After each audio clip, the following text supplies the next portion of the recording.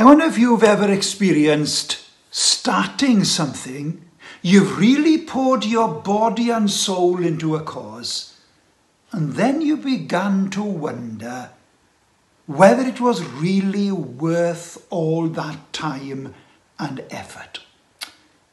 Well, I've had many such an experience. We described it as discouragement.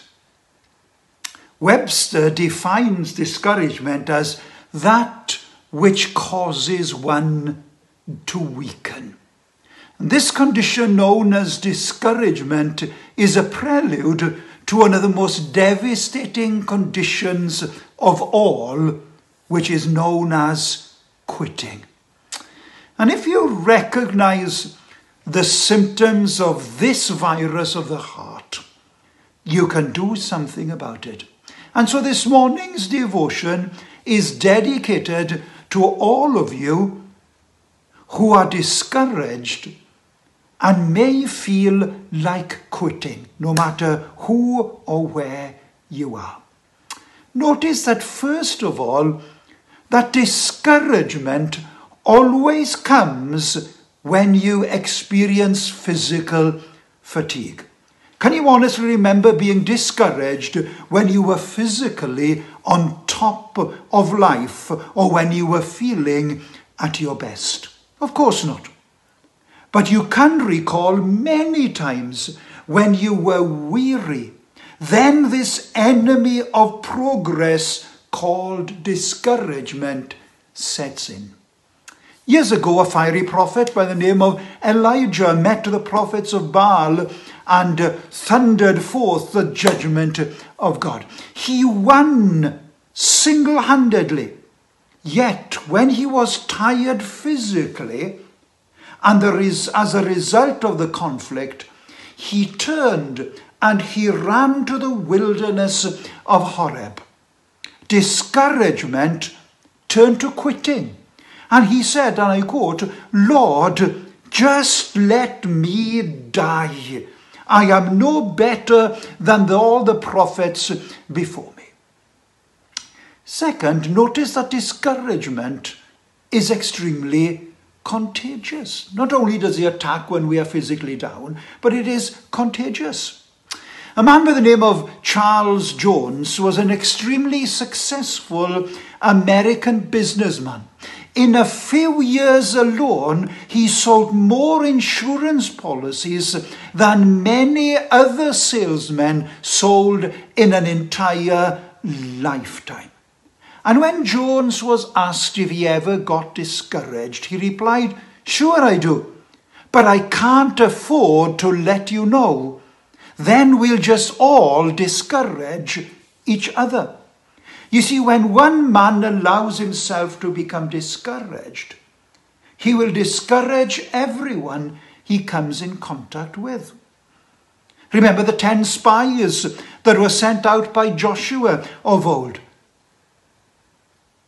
They discouraged a whole nation. Discouragement is a luxury that we just cannot afford. And here's the third. Discouragement is an enemy which always does battle with faith.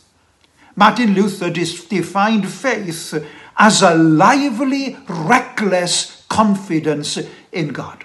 You see, faith says, I can visualize what I want to accomplish, or I am willing to trust God for. Discouragement cries out, it's not worth it.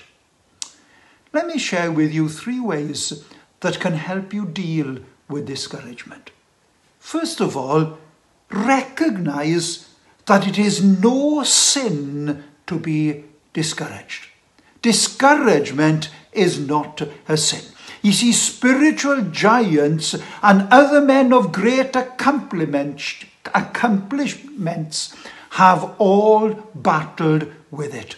The sin is yielding and listening to discouragement's deadly voice who cries, "Go ahead and quit." Remember, discouragement isn't sin. Secondly, You can deal with your discouragement by bringing it to your Heavenly Father and asking Him for new courage and strength. Do you remember when Jesus faced temptation in the wilderness and was successful? God sent angels to minister to him, and God still ministers to the one who brings his discouragement to God.